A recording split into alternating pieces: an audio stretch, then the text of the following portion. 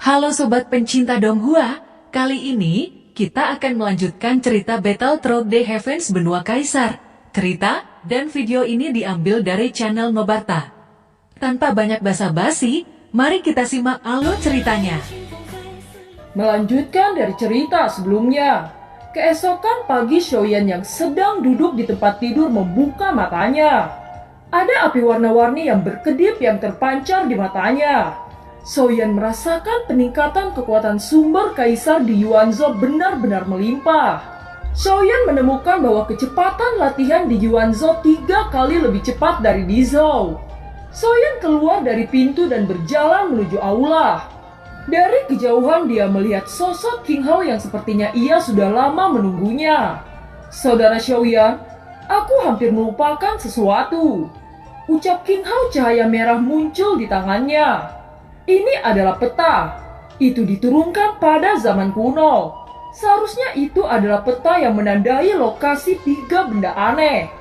Kami telah mencari beberapa kali sesuai dengan peta selama ribuan tahun. Tetapi bagaimanapun itu tidak membuahkan hasil.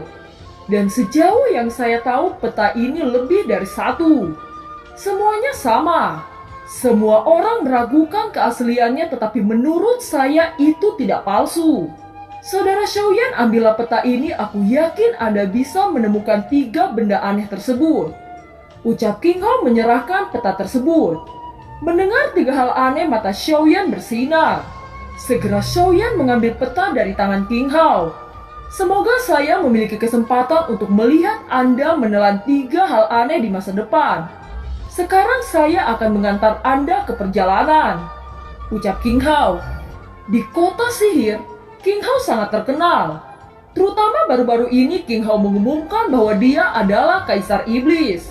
Terlihat seorang wanita cantik yang merupakan seorang pelayan transportasi. Dia berkata, "Maaf, kemana Kaisar akan pergi?" ucap wanita pelayan itu. "Bukan aku yang pergi, tetapi saudara di sampingku yang akan pergi. Berikan aku tunggangan terbaik di tempat ini," ucap Qing Hao. Gadis cantik itu mengangguk dan membisikkan sesuatu pada wanita berjubah merah di dalam aula. Segera wanita berjubah merah itu ke depan Qing Hao dan buru-buru berkata dengan hormat, "Aku tidak tahu Kaisar Iblis datang berkunjung.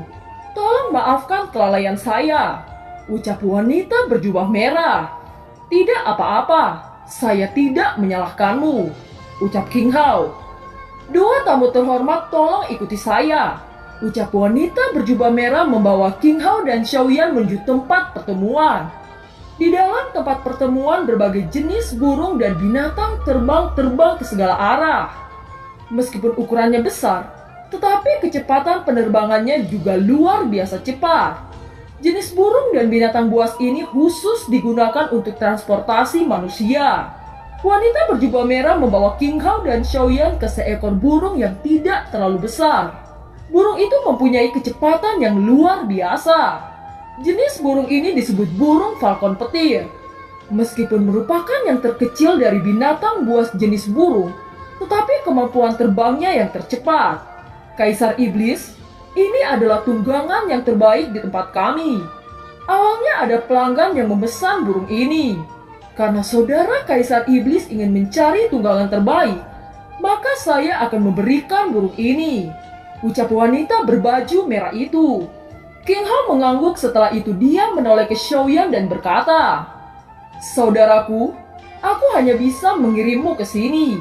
Semoga kamu beruntung," ucap Qing Hao menepuk pundak Xiaoyan. "Terima kasih saudara Qing. Saya Xiaoyan akan mengingat kebaikan Anda," ucap Xiaoyan tersenyum. Setelah itu dia menaiki burung falcon sebelum sosoknya perlahan-lahan menghilang. Dalam perjalanan ke kota Jucheng setidaknya akan butuh waktu seminggu untuk sampai ke sana. Oleh karena itu Xiaoyan secara alami memanfaatkan waktu ini untuk berkultivasi. Sesaat kemudian Xiaoyan mengingat sesuatu. Segera dia mengeluarkan sosok besar dari cincin spasialnya. Itu adalah Steel Apo yang terbunuh dalam gelombang binatang buas belum lama ini. Mayat binatang buas bintang 4. Aku tidak tahu berapa nilainya, gumam Xiaoyan. Kekuatan jiwa Xiaoyan menyapu mayat binatang buas bintang 4 itu untuk waktu yang lama. Dan segera pindah ke kuali obat yang diberikan Kaisar Iblis di reruntuhan. Xiaoyan telah menyempurnakan pil dengan kuali ini dan kemanjurannya tidak dilakukan lagi sangat luar biasa. Pikiran Xiaoyan terkunci pada cincin spasial yang diberikan oleh Kaisar Iblis. Bisa dibilang cincin ini terdapat koleksi seumur hidup Kaisar Iblis. Bahkan banyak berbagai resep pil unik di zaman kuno. Prestasi macam apa yang Xiaoyan raih jika memurnikan pil ini? Xiaoyan membalikkan telapak tangannya dan menerkam formula obat dari dalam cincin spasial. Mata Xiaoyan memindai satu persatu melalui kekuatan jiwa. Banyak bahan obat dan langkah-langkah khusus yang diperlukan untuk memurnikan pil.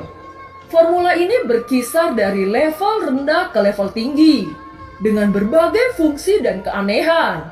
Namun menurut tingkatan pengobatan penyulingan Xiaoyan saat ini dan pengalamannya di daratan Kaisar, secara alami tidak mungkin untuk memperbaiki pil obat ini. Tiba-tiba cahaya kemasan keluar dari pagoda emas dan sosok Zanlao muncul di sisi Xiaoyan. Anak kecil, formula yang bagus. Itu memang koleksi Kaisar Iblis. Semuanya tidak ada yang sederhana. Ucap Zanlao membacanya dan tidak bisa menahan diri untuk berbicara dengan dirinya sendiri. Zanlao, jenis formula apa ini? Tanya Xiaoyan.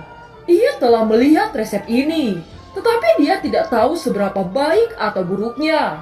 Sekarang setelah dia melihat Zanlao berkata seperti itu, sepertinya ada sesuatu yang besar.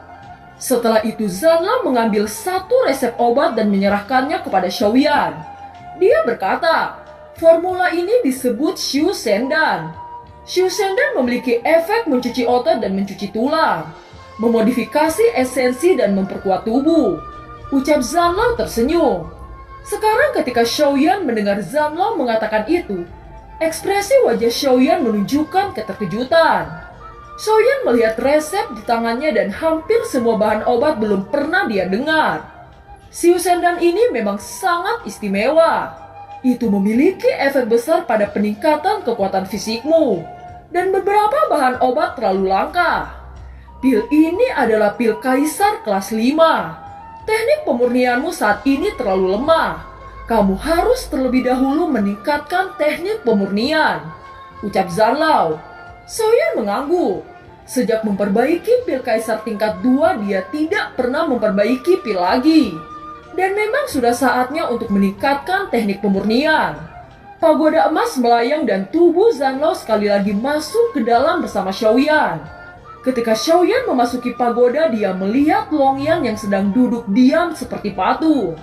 Pada saat ini Longyan berlatih di lapisan pemurnian gas. Xiaoyan memasuki ruang biru gelap. Sinar itu adalah jalan menuju lapisan pemurnian lapisan ketiga. Dan Xiaoyan berjalan dengan mantap. Aroma obat yang kuat memenuhi ruang membuat Xiaoyan merasa segar. Dia tidak bisa menahan untuk menutup matanya, mengambil nafas dalam-dalam dan membukanya perlahan setelah waktu yang lama. Tanaman obat ditumpuk seperti gunung, dan dinding ditutupi dengan segala macam bunga. Sosok Zanlao juga muncul di lapisan bahan obat.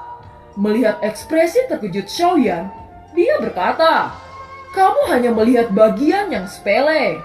Pagoda emas ini tidak sederhana dan masih panjang untuk kamu capai. Sekarang yang kamu lihat beberapa bahan obat tingkat rendah di sudut. Kamu dapat menggunakannya untuk meningkatkan teknik pemurnian. Kamu harus memperbaiki pil terlebih dahulu. Kamu sekarang harus mempelajari keterampilan bertarung berdasarkan kekuatan Kaisar Bintang 3. Ucap Zanlao. Xiaoyan kemudian mengeluarkan bahan obat dari tubuhnya, mencampurkannya dengan bahan obat tingkat rendah di sekitarnya. Bahan itu digunakan Xiaoyan untuk melatih pemurnian. Dengan gelombang telapak tangannya, Xiaoyan mulai memperbaiki pil. Xiaoyan mengendalikan suhu api dan meletakkan bahan obat. Nyala api menyebar dalam kuali dan bahan obat di dalamnya menjadi semakin mencair. Tidak ada kecelakaan kali ini. Obat cair berhasil bergabung dengan mulus. Itu perlahan membeku dan secara bertahap terbentuk. Dengan berlalunya waktu, Pil obat kaisar bernama Pinyin berhasil disempurnakan. Melihat pil Pinyin di tangannya yang jauh lebih baik dari yang sebelumnya, Xiaoyan tersenyum puas. Alasan mengapa Xiaoyan menyempurnakan pil ini tidak sesulit sebelumnya karena penggabungan dua jenis api langit. Terlebih lagi yang digunakan sekarang adalah kuali Yanmu seperti artefak. Xiaoyan merasa bahwa bantuan kuali Yanmu dalam memperbaiki pil terlalu hebat. Bahkan kualitas pil telah banyak ditingkatkan. Tanpa istirahat bahan obat dimasukkan lagi. Dan teknik pemurnian harus ditingkatkan dalam periode waktu ini. Seiring berjalannya waktu, langkah Xiaoyan menjadi lebih cepat dan tingkat kegagalan menjadi lebih kecil. Hanya dalam 2 hari tingkat keberhasilan mencapai 90%. Itu merupakan tingkat keberhasilan yang sangat tinggi dalam memurnikan pil. Zanlao muncul di samping Xiaoyan. Dia memandang Xiaoyan dan tersenyum.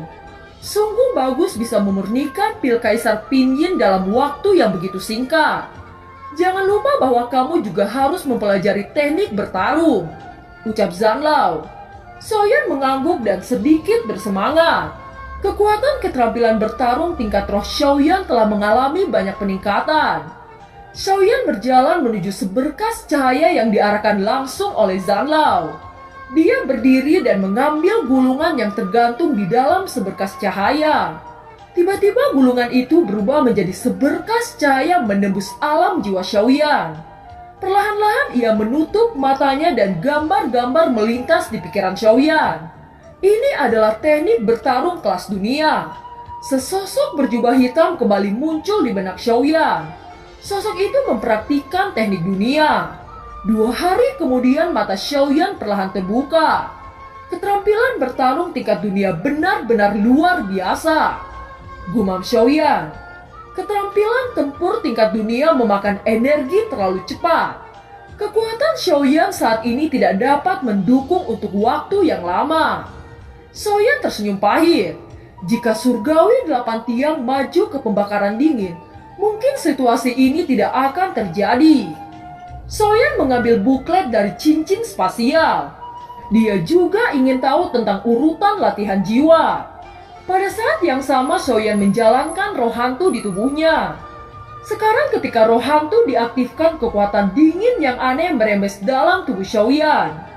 Xiaoyan tenggelam dalam menjalankan roh hantu selama sekitar 2 jam sebelum dia perlahan keluar dari kultivasi. Dia terkejut menemukan bahwa ada peningkatan halus dalam kekuatan jiwanya. Jika ini masalahnya, selama dia berlatih roh hantu setiap hari kekuatan jiwanya akan terus meningkat. Roh hantu ini benar-benar luar biasa. Kekuatan jiwa sangat sulit untuk ditingkatkan. Sekarang dengan adanya roh hantu, peningkatan kekuatan jiwa tidak akan menjadi masalah, gumam Xiaoyan. Pada saat ini perjalanan Xiaoyan telah hampir sampai ke kota Jucheng. Segera sosoknya menghilang dari pagoda emas. Tuan, kita sudah mencapai kota Jucheng, ucap seorang pengemudi binatang falcon. Segera Xiaoyan keluar dari pintu dan sebuah kota megah muncul di depan Xiaoyan. Segera Xiaoyan turun dan mulai menyelusuri jalan. Xiaoyan terkejut melihat banyak bangunan toko obat yang sangat megah. Kota Jucheng ini benar-benar sesuai dengan reputasinya, gumam Xiaoyan. Dan film pun berakhir. Terima kasih telah menyimak dari awal sampai akhir ya. Sampai jumpa.